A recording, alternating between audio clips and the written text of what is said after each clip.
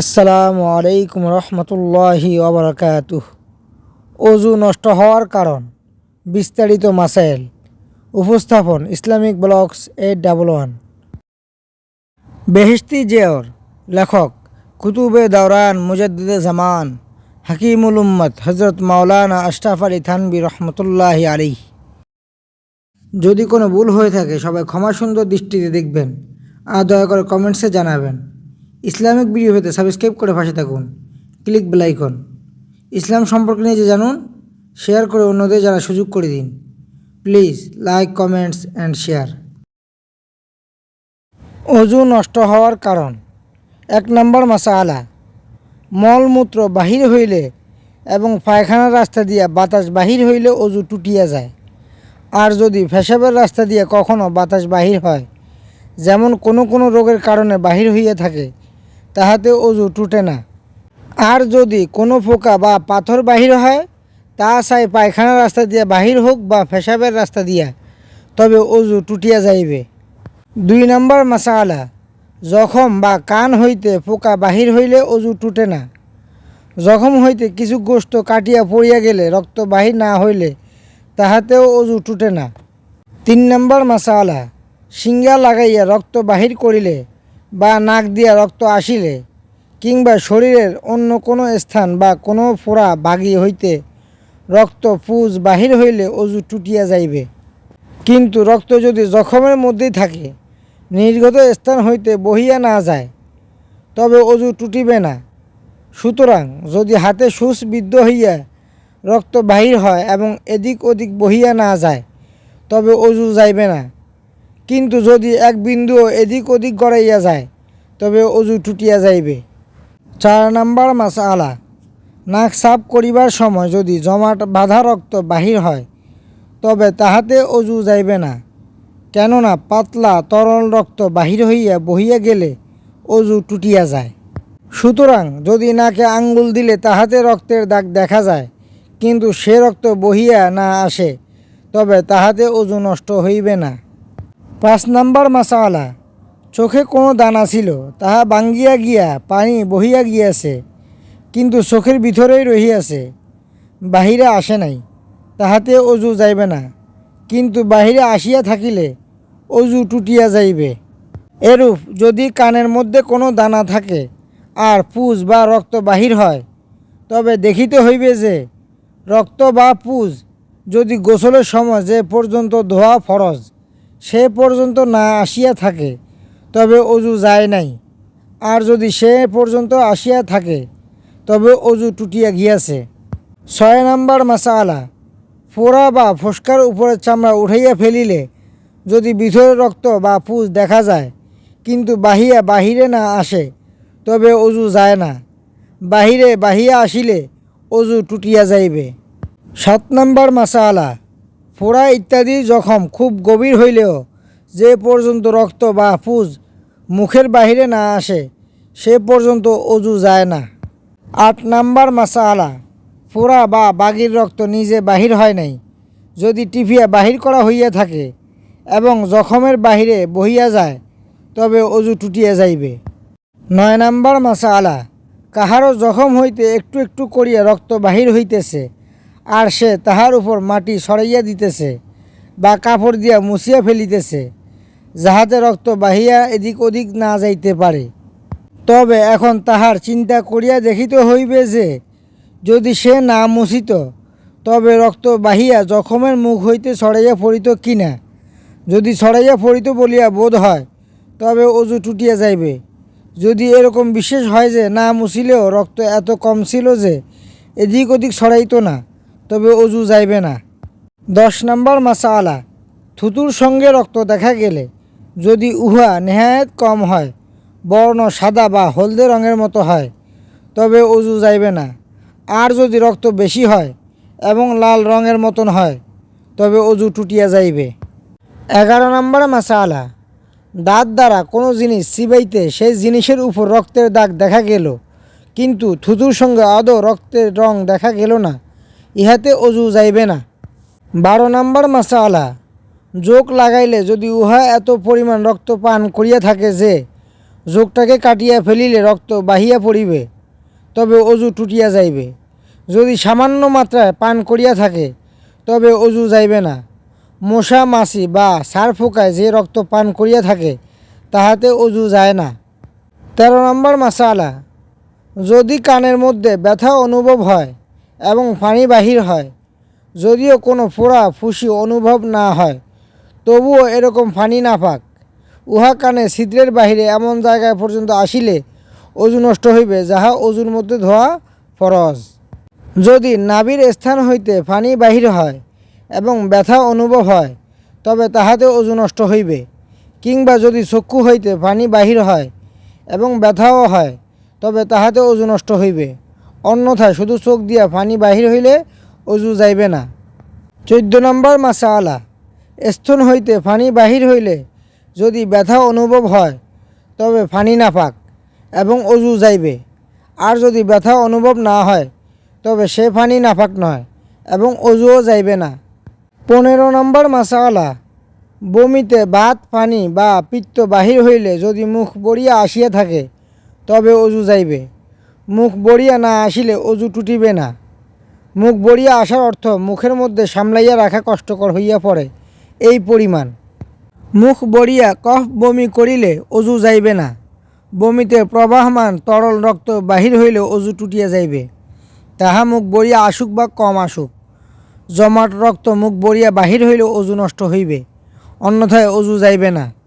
16 নম্বর মাসআলা, অল্প অল্প করিয়া বমি হইলে যদি সমস্ত বমি একত্র করিলে এত পরিমাণ হয় যে সেই সব একবারে হইলে মুখ বড়িয়া যাইত, তবে যদি একবারের উদ্বেগে সেই সব বমি হইয়া থাকে, তবে অজু টুটিয়া যাইবে। আর যদি প্রথমবারের উদ্বেগ সম্পূর্ণ চলিয়া গিয়া বমির ভাব দূর হইয়া আবার উদ্বেগের সহিত সামান্য বমি হয় এবং দ্বিতীয়বারের উদ্বেগ থামিয়া গেলে তৃতীয়বার আবার নতুন উদ্বেগ হইয়া সামান্য বমি হইয়া থাকে, তবে এই সব যোগ করা হইবে না এবং অজুও যাইবে না। 17 নম্বর মাসআলা, শুইয়া শুইয়া সামান্য কিছু ঘুমাইলেও অজু টুটিয়া যাইবে। আর যদি কোনো বেড়া বা দেওয়ালের সঙ্গে হেলান দিয়া বসিয়া বসিয়া ঘুমাইয়া থাকে, তবে যদি নিদ্রা এত গাঢ় হইয়া থাকে যে ওই বেড়া বা দেওয়াল সেখানে না থাকিলে ঘুমের ঝোঁকে পড়িয়া যাইত, তবে অজু টুটিয়া যাইবে। নামাজে দাঁড়ানো অবস্থায় ঘুমাইলে অজু যায় না, কিন্তু কোনো রকম নিদ্রা অবস্থায় আদায় করিলে তাহা দোহরাইতে হইবে।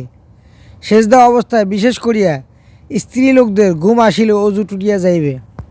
18 নম্বর মাসআলা, নামাজের বাহিরে কোনো বেড়া বা দেওয়ালে হেলান না দিয়া চুতর দৃঢ়ভাবে চাপিয়া বসিয়া ঘুমাইলে তাহাতে অজু যাইবে না। 19 নম্বর মাসআলা, বসিয়া বসিয়া ঘুমের এমন তন্দ্রা আসিয়াছে যে পড়িয়া গিয়াছে, তবে যদি পড়িবা মাত্রই সজাগ হইয়া থাকে, তবে অজু যাইবে না। আর যদি কিছুমাত্র বিলম্বে জাগিয়া থাকে, তবে অজু যাইবে। আর যদি শুধু বসিয়া বসিয়া ঝিমাইতে থাকে, না পড়ে, তবে অজু যাইবে না। 20 নম্বর মাসআলা, সামান্য সময়ের জন্য বেহুশ বা পাগল হইয়া গেলে অজু যাইবে। যদি তামাক ইত্যাদি কোনো নেশার জিনিস খাইয়া এরকম অবস্থা হইয়া থাকে যে ভালো মতো হাঁটিতে পারে না, পা এদিক ওদিক চলিয়া যায়, তবে তাহাতেও অজু যাইবে। 21 নম্বর মাসআলা, নামাজের মধ্যে এরকমভাবে হাসিলে যাহাতে নিজেও শব্দ শুনিতে পায় এবং পার্শ্বস্থ লোকেও শব্দ শুনিতে পায়, অর্থাৎ হা হা খিলখিল করিয়া হাসিলে অজুও যাইবে এবং নামাজও টুটিয়া যাইবে। আর যদি এরকমভাবে হাসে যাহাতে নিজেও আওয়াজ শুনিয়া থাকে এবং অতি নিকটে যদি কেউ থাকে সে শুনিতে পায়, কিন্তু পার্শ্বস্থ লোকেরা সাধারণত শুনিতে না পায়, তবে তাহাতে শুধু নামাজ টুটিবে, অজু টুটিবে না। আর যদি হাসিতে আওয়াজ মাত্র না হইয়া থাকে, শুধু ঠোঁট ফাঁক হইয়া দাঁত বাহির হইয়া থাকে, তবে তাহাতে অজুও যাইবে না, নামাজও যাইবে না। নাবালেগ ছেলে বা মেয়ে খিলখিল করিয়া হাসিলেও তাহার অজু যাইবে না। ওইরূপ তেলাওয়াতের সেজদার মধ্যে কোনো বালেগ ছেলে বা মেয়ে খিলখিল করিয়া হাসিলেও তাহার অজু যাইবে না, তবে ওই সেজদা ও নামাজ আদায় হইবে না, পুনরায় আদায় করিতে হইবে। শরমের মাসাইল। 22 নম্বর মাসআলা, স্বামীর হাত লাগার দরুন বা স্বামীর চিন্তা করায় যদি সামনের রাস্তা দিয়ে এক প্রকার পানির মতো বাহির হয়, যাহাকে মজি বলে, তবে অজু টুটিয়া যাইবে। 23 নম্বর মাসআলা, রোগের প্রদর বা প্রমেহ রোগের কারণে সামনের রাস্তা দিয়া এক প্রকার বিজলা পানির মতো বাহির হয়, ইহাতে অজু টুটিয়া যায়। 24 নম্বর মাসালা, পেশাব বা মজির ফোঁটা ছিদ্র হইতে বাহির হইয়া আসিয়াছে, কিন্তু এখনও যে চামড়া উপরে থাকে তাহার ভিতরে আছে, তবে অজু টুটিয়া যাইবে। কেননা অজু টুটিবার জন্য উপরের চামড়া হইতে বাহিরে আসা জরুরি নয়। 25 নম্বর মাসালা, স্বামীর পেশাবের জায়গা স্ত্রীর পেশাবের জায়গার সঙ্গে মিলিত হইলেই কিছু বাহির হোক বা না হোক অজু টুটিয়া যায়, যদি উভয়ের মধ্যে কাপড় চোপড় কিছু আড়াল না থাকে। এমনইভাবে যদি দুজন স্ত্রীলোক নিজ নিজ যৌনিদ্বার একত্রিত করে তবুও অজু টুটিয়া যাইবে, কিছু নির্গত হোক বা না হোক, কিন্তু উহা অতিশয় গুনাহ এবং অন্যায় কাজ।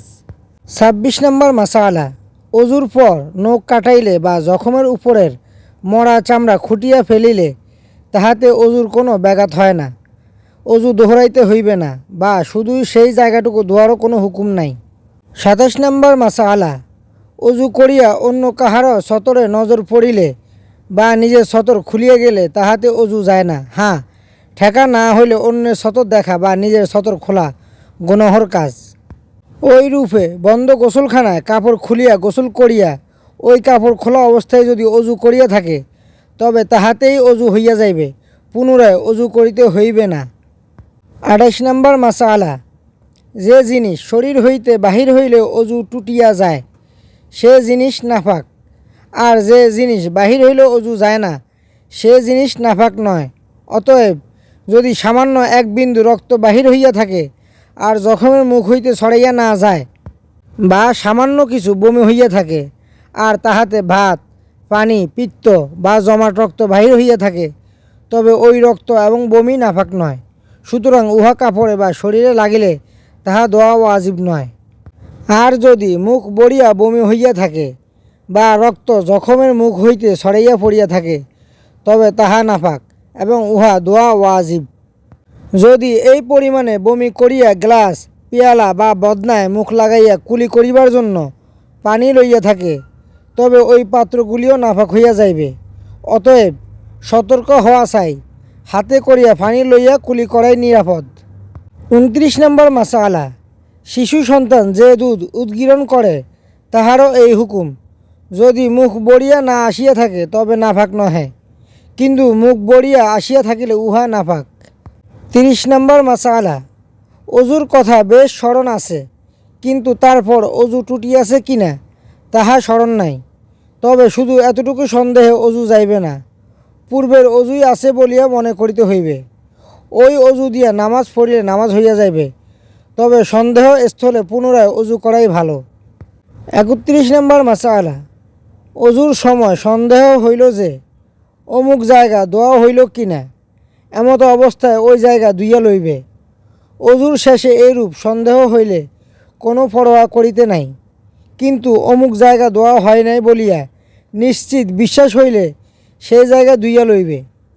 32 নম্বর মাসালা, বেঅজুতে কোরআন শরীফ ছোঁয়া জায়েজ নেই। অবশ্য যদি পৃথক কোনো কাপড় দিয়া ধরে তবে জায়েজ আছে, কিন্তু নিজের পরিহিত কাপড় বা কুর্তার আঁচল দিয়া ধরা জায়েজ নেই। যদি মুখস্থ পড়ে তবে বেঅজুতেও জায়েজ আছে, আর যদি কোরআন শরীফ সামনে খোলা থাকে উহাতে হাত না লাগায় তবে দেখিয়া পড়াও জায়েজ আছে। এই রূপে যে সব তাবিজে বা তস্তরিতে কোরআন শরীফের আয়াত লেখা থাকে তাহাও বেঅজুতে ছোঁয়া জায়েজ নেই। এই মাসালা খুব ভালোভাবে মনে রাখিবে। আল্লাহ তাআলা আমাদের সবাইকে ইসলাম সম্পর্কে জানার এবং মেনে চলার তৌফিক দান করুক, আর রাসূলুল্লাহ সাল্লাল্লাহু আলাইহি ইসলামের উপর বেশি বেশি দুরূদ সালাম পড়ার তৌফিক দান করুক। আমিন। আসসালাতু ওয়াসসালামু আলাইকা ইয়া রাসূলাল্লাহ। আসসালাতু ওয়াসসালামু আলাইকা ইয়া হাবিবাল্লাহ। আসসালাতু ওয়াসসালামু আলাইকা ইয়া নবিয়াল্লাহ। আসসালাতু ওয়াসসালামু আলাইকা ইয়া নূরুল্লাহ। আসসালাতু ওয়াসসালামু আলাইকা ইয়া সাইয়্যিদুল মুরসালিন। আসসালাতু ওয়াসসালামু আলাইকা ইয়া রাহমাতাল লিল আলামিন। আসসালাতু ওয়াসসালামু আলাইকা ইয়া খাতামান নাবিয়্যিন। ভিডিওটি দেখার জন্য ধন্যবাদ। ভিডিও যদি ভালো লাগে অনুরোধ রইল সাবস্ক্রাইব করুন, click bell icon, please like, comments and share. আজ এখানেই বিদায় নিচ্ছি, ইনশাল্লাহ দেখা হবে পরের ভিডিওতে। সবাই ভালো থাকবেন। আসসালামু আলাইকুম রহমতুল্লাহি ওয়া বারাকাতুহু। ফি আমানিল্লাহ।